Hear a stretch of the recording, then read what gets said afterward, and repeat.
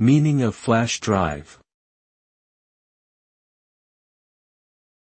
Flash drive.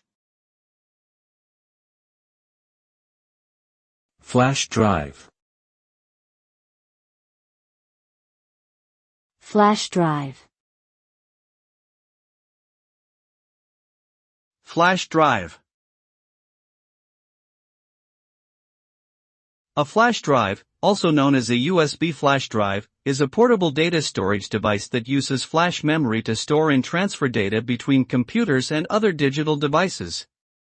Flash drives are typically small and can be easily carried in a pocket or on a keychain.